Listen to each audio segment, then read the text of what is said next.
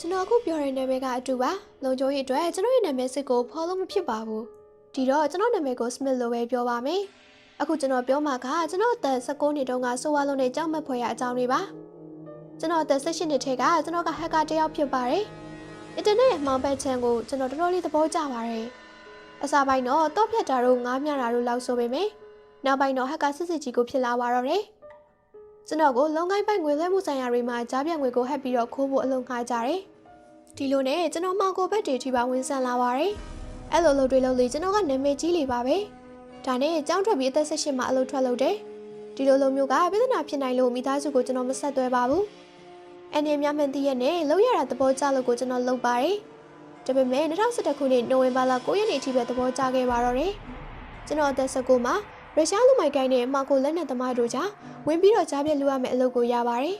်ဒီတော့ကျွန်တော်လုပ်တာကမှကို web မှာအကောင့်တူဖွင့်ပြီးတော့လက်နက်မှကိုသမားစီကိုပို့မဲ့ငွေတွေကိုကျွန်တော်စီရအောင်လုပ်လာဖို့ပါပဲ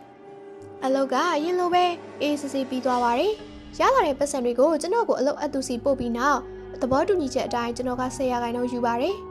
ကျွန်တော်ကိုအလုပ်အပ်တဲ့သူတွေကိုကျွန်တော်မသိသလိုကျွန်တော်ကိုလည်းသူတို့မသိကြပါဘူးအမမဲချင်မှအလုပ်လုပ်ရတာမလို့ကိုကြီးချက်လက်တွေကိုလှုပ်ဝဲရပါတယ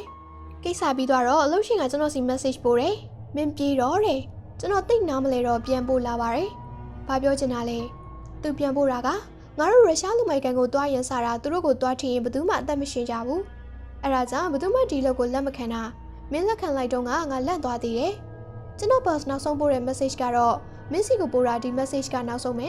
လုံချိုးရဲ့အတွက်မင်းကိုထပ်ပြီးမဆက်သွယ်နိုင်ဘူးအလုပ်ပြီးသွားပြီကျေးဇူးတင်ပါတယ်မကိုကဖာအဲ့ဒီအတိုင်းပါပဲအလုပ်ပြီးရင်အပေါ်မပြောကြပါဘူးအဲ့ဒီညအိယာဝင်တော့ကျွန်တော်အလုပ်ရှင်ရဲ့စကားတွေကခေါင်းထဲမှာမြည်နေတယ်မင်းပြေတော့ဒါနဲ့ပဲကျွန်တော်အကောင်လုံချိုးကြီးကိုထပ်မြင့်လိုက်တယ်အဲ့လိုလုပ်ပြီးနောက်စိတ်ထဲမှာလုံခြုံသွားပြီလို့ယုံကြည်လိုက်ပါတယ်ဒါပေမဲ့စိတ်ထဲရဲ့တစ်စိတ်တစ်သေးသားကတော့မလုံလောက်မှန်သိနေခဲ့ပါတယ်ဒီလိုနဲ့နှစ်ပတ်လောက်ကြာတော့အဲ့ဒီကိစ္စကိုမေ့နေခဲ့ပါပြီအဲ့ဒီမှာပဲလက်စရာတစ်ခုကြုံရပါတယ်ကျွန်တော်ရဲ့နောက်ဆုံးလုပ်ရှင်စီက message ရောက်လာပါတယ်ကျွန်တော်ကိုရုရှားလောက်ခိုင်းတဲ့လုပ်ရှင်စီကပါလန့်စရာပါကျွန်တော်ပြောဘူးသလိုအလုပ်ပြရနဲ့ထပ်ပြီးမဆက်သွဲပါဘူးဒါပေမဲ့ message ရတာနဲ့အရင်လိုမဟုတ်မှန်သိလိုက်ရတယ်စာထဲမှာတော့သူ့ကိုတွေ့အောင်ငါတို့ရှာနိုင်ခဲ့တယ်လို့မင်းကိုလည်းတွေ့အောင်ရှာမယ်သူ့ကိုငါတို့ဝေဒနာခံစားရအောင်လုပ်ခဲ့တယ်လို့မင်းကိုလည်းလုပ်မယ်ငါတို့လာနေပြီတဲ့ကျွန်တော်ကြောက်လန့်ပြီးတော့ရင်ဘက်ကတိန်ခုန်နေပါတယ်ကျွန်တော်နေရာပြောင်းနေအလုပ်လုပ်တာကြာပြီမို့ပတ်စံလုံးလောက်ရှိနေပါသေးတယ်ကျွန်တော်နေရာပြောင်းနေမှာပဲကျွန်တော်ရဲ့အခန်းသစ်ကို package တပူရောက်လာတယ်ဘူးမှာစားရတဲ့ရွက်ရှိရဲ့မင်းနေရာပြောင်းတာကိုအောင်ပွဲခံဖို့မင်းစီကိုပို့လိုက်တယ်နောက်ဆုံးစလုံးကရုရှားစလုံးကျွန်တော် Google ခောက်ကြည့်ပါတယ်မင်္ဂလာရောင်စုံပန်းဆက်ကူတွေဘူးကိုမဖွင့်ရခဲ့ပါဘူးနောက်ပိုင်းတော့အာယူပြီးဖွင့်လိုက်တယ်ကျွန်တော်ထဲမှာမြင်ရတဲ့အရာကြောင့်တဘွားစာကြောက်သွားခဲ့ပါတယ်အထဲမှာကအပိုင်းပိုင်းပြက်နေတဲ့အသားလူတွေပဲတကယ်ကအပိုင်းပိုင်းစစ်စစ်ခုတ်ထားတဲ့လူသားတွေမျက်လုံးတွေလက်ဆောင်တွေကိုမြင်နေရပါတယ်ဘူးကိုကန်ပြီးတော့ကျွန်တော်အော်ဟစ်နေခဲ့တဲ့အဲ့ဒီညကမအိမ်နိုင်ခဲ့ပါဘူးကျွန်တော်နောက်ပြီးဟိုတယ်တစ်ခုကိုပြောင်းနေသူတို့ကျွန်တော်နောက်ကိုလိုက်နေတာသိပါတယ်ကျွန်တော်ကြောက်ပြီးတော့ရက်မနေနိုင်ပါဘူးတေးလည်းမသေးချင်းသေးဘူးဒါကြောင့်ဆက်ပြေးဖို့ကြိုးစားတယ်ကျွန်တော်ဟိုတယ်တစ်ခုပြီးတစ်ခုပြေးတယ်လုံခြုံမဲ့ထင်းတဲ့နေရာကိုရောက်တယ်ဒီမှာတော့ရဲတို့ကြဘာမှမထူးကြသေးပါဘူးတပတ်မကြခင်မဲ့နောက်ထပ်ဘူးတစ်ခုရပြန်ပါပြီစာရွက်ထဲမှာရေးထားတာကဒီလက်ချောင်းတွေနဲ့တောင်မင်းငါတို့စီကဘလောက်ခိုးလိုက်သလဲဆိုတာရေးလို့မရဘူးမင်းရေးတွက်နိုင်မှာပေါ့နောက်ထပ်ရုရှားစာတစ်လုံးမှာပျော်ရှင်တဲ့ရေးတက်ခြင်းဖြစ်ပါစေတဲ့ဒီတစ်ခါဘူးမဖွင့်မဲဘာရှိမလဲကျွန်တော်သိနေပါပြီကျွန်တော်ကြည့်လိုက်တာပါပဲ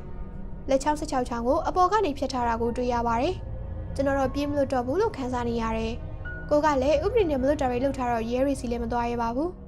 ဘာလို့ရမလဲဆိုတာကျွန်တော်မသိဘူးနောက်တစ်နေရာပြောင်းလို့လည်းအဆင်မပြေပြန်ပါဘူးဒါကြောင့်နောက်ပြည်နယ်တစ်ခုကိုပြောင်းဖို့ဆုံးဖြတ်လိုက်ပါတယ်ဒီကိစ္စကငွေကုန်လူပင်မဲ့ဖြစ်နေခဲ့ပါပြီဒါပေမဲ့လွတ်အောင်တော့ပြေးရမှာပါပဲအဲဒီကစားလို့ဘယ်သူမှကျွန်တော်ကိုမသိတဲ့နေရာကိုရွှေ့တယ်ဟက်ကအလုပ်ကိုရက်တယ်ကိုရှာထားတဲ့ငွေနဲ့ပဲအသက်မွေးဖို့ဆုံးဖြတ်လိုက်ပါတယ်တလကြာပြီးနောက်လုံခြုံမီလို့ထင်နေခဲ့တဲ့ကျွန်တော်အိမ်အပြန်မှာစက်တဆောင်ကိုကျန်းမာတွေ့လိုက်ရတယ်ဒီတစ်ခါဖက်လိုက်ရတာကတော့မင်းရွှေ့တာပြောင်းတာကြာပြီဆိုတော့အိမ်အတွက်အချိန်မရှိဘူးပေါ့လေနောက်ထပ်ရုရှားစလုံးဘာသာပြန်လိုက်ရင်ပြန်ပြီးမုန်းမှန်ပြင်ဆင်ဖို့တကားဖွင့်လိုက်တော့တအိမ်လုံးလူကိုအစိပ်ပိုင်းတွေနဲ့အလှဆင်ထားတာကိုတွေ့လိုက်ရတယ်ကလေးလက်တွေကမီးဖို့ပေါ့ခြေထောက်တွေကစပွဲပေါ်တန်းလောက်ချိတ်ထားတယ်လက်တွေကမျက်နှာချက်ပန်းကားပေါ်ကနေတလုံးလုံးရဲနေကြတယ်ကြည်လီကြောက်လေးပါပဲကျွန်တော်အိမ်ကတည်းရဲ့အင်ဂျင်နဲ့တူနေပါတယ်ကျွန်တော်မခံစားနိုင်ပါဘူးဒါကြောင့်စိတ်ပိုင်းဆိုင်ရာကြောက်ဝတ်မှုအငယ်စားတစ်ခုကိုကြုံတွေ့လိုက်ရတယ် ကျဲပြပေါ်အော်ဟစ်ထိုင်ချလိုက်ပါတယ်ကျွန်တော်ရက်မဲ့ပြင်းနေချိန်အတန်တန်ကြောင်ခေါင်းမော့သွားပါတယ်လူတယောက်အချိုးခံလိုက်ရတာကိုမြင်ငါသိသဘောကျတာအတန်ကတိတ်ကိုမှာပါတယ်ကျွန်တော်မှန်နိုင်ခင်မှာပဲခဏကိုတစ်ခုလုံးနာကျင်သွားတယ်တောခုတ်ထားသွားကကျွန်တော်ပခုံးကိုနှိမ့်ဝင်သွားတာပါတတိနဲ့ကျွန်တော်ကျမ်းမြင့်ကထားပြီးရန်သူကိုမျက်နှာမူလိုက်တယ်သူ့မျက်နှာကိုမမြင်ရပေမဲ့အမောင်လေးကနေလူကောင်းကြီးတယောက်ဆိုတာကိုတော့ပြောနိုင်ပါတယ်မင်းခိုးတဲ့သူမှားပြီကလေးမင်းခဏနေရပြောင်းနေတာနဲ့ပတ်စံမရှိတော့တော့ဘူးဆိုတာငါသိတယ်ငါ့ကိုပြောထားတာကမင်းကိုရှာဖို့ချိုးဖို့အပိုင်းပိုင်းပြီးတော့ပြန်ယူခဲ့ဖို့ပဲငါအကုန်လုပ်ပြီးပြီနောက်ဆုံးတစ်ခုပဲကြံတော့တယ်ဒီတော့ကသူကစီလာဖို့ကိုသာဆူတောင်းလိုက်ကောင်းလေအဲ့ဒီနောက်ကျွန်တော်လုပ်ခဲ့တာကတော့ကျွန်တော်စီသူအမြန်ပြေးဝင်လာတယ်ကျွန်တော်စပွဲကိုတင်းနေအောင်ကင်ပြီးလှည့်ပလိုက်တယ်ကျွန်တော်စီလာနေတဲ့သူကြီးကကျမ်းမြင့်ကနေသွေးတွေနဲ့ချော်လဲသွားတယ်သူ့ရဲ့ခေါင်းနဲ့ခုံဆောင်နဲ့စောင့်မိသွားတာပါသူကျဲရပေါ်လဲသွားတော့ကျွန်တော်အိမ်ထဲကနေအေးဆက်တဲ့လဲတွေကြားထဲထွက်ပြေးလာခဲ့တယ်ကျွန်တော်မပြေးနိုင်တော့ပါဘူးဒါကြောင့်သွေးတွေအပြည့်နဲ့ရဲစခန်းကိုအရောက်သွားခဲ့တယ်တခြားလေးသွားစရာမရှိတော့ဘူးလေကျွန်တော်ကိုစိတ်ယုံပို့ကြတယ်အဲ့ဒီနောက်ကျွန်တော်သူတို့ကိုအကုန်ပြောပြလိုက်တယ်ရဲတွေကစုံစမ်းမှုအချက်လက်တွေစုတယ်နောက်သတင်းပတ်များစွာရဲတွေရဲ့ကာကွယ်မှုအောက်မှာကျွန်တော်နေခဲ့ရပါတယ်အဲ့ဒီနောက်ကျွန်တော်စုံထောက်ကြီးကဲနေတွေ့တယ်တကယ်လူတွေနဲ့ပြဿနာကြီးကြီးတက်ပြီးတော့အသက်ရှင်နေတာကျွန်တော်တကယ်ကံကောင်းပါတယ်တဲ့သူတို့ကိုထိတဲ့သူတွေကိုတက်ဖြတ်နှိပ်စက်တဲ့နေရာမှာအတော်နာမည်ကြီးပါတဲ့ကျွန်တော်ကိုပြောတဲ့စကားတစ်ခုကိုမှတ်မိနေပါသေးတယ်ကျွန်တော်တယောက်တော့အသက်ရှင်နေသေးတာတော်သေးတာပေါ့ရလေအဲ့ဒီချိန်မှာစုံထောက်ကြီးကကျွန်တော်ကိုလမ်းဖြတ်နေတဲ့မျက်နှာနဲ့ကြည့်ပြီးပြောပါတယ်ဒါဆိုရင်မသိသေးဘူးပေါ့ကျွန်တော်လည်းကျွန်တော်သိဖို့လိုတာရှိသေးလားလို့မေးလိုက်တယ်ကြောက်စရာကောင်းတဲ့သတင်းတစ်ခုကိုပြောပြပါတော့တယ်စုံထောက်ကြီးဆက်ပြောတာကမင်းနေရပြောင်းနေတွေ့ရတဲ့လူအစိပ်ပိုင်းတွေကမင်းမိသားစုဝင်တယောက်ချင်းစီရဲ့အစိပ်ပိုင်းတွေပဲကောင်းလေအစိပ်ပိုင်းထားတဲ့အလောင်းကမင်းရဲ့အမေလက်ချောင်းတွေကမင်းညီကိုမောင်နှမတွေမင်းအိမ်မှာချိတ်ဆွဲထားတဲ့ကိုအစိပ်ပိုင်းတွေကမင်းရဲ့ဝမ်းခွဲတွေအန်တီတွေနဲ့အဖိုးဘွားတွေရဲ့အစိပ်ပိုင်းတွေပဲငါတောင်းပန်ပါတယ်မစ္စတာစမစ်မင်းတမိသားစုလုံးကိုမျိုးဖြုတ်တက်ဖြတ်ခဲ့တာမင်းကိုကလစားချေဖို့အတွက်နဲ့ပေါ့နောင်တပြင်းနဲ့ကျွန်တော်ငိုပါတယ်ကျွန်တော်တကယ်မသိခဲ့ပါဘူးဒီကိုစိတ်ပိုင်းတွေကသစိမ်းတွေပဲလို့ထင်ခဲ့မိတာမိသားစုနဲ့ကျွန်တော်အဆက်အသွယ်ပြတ်ခဲ့တာကျွန်တော်ငိုရင်ကျွန်တော်လက်နှစ်ဖက်ကြောင့်ကျွန်တော်မိသားစုဝင်တွေအကုန်သိခဲ့ရတယ်ဆိုတာကိုသိနာလည်နေခဲ့ပါတယ်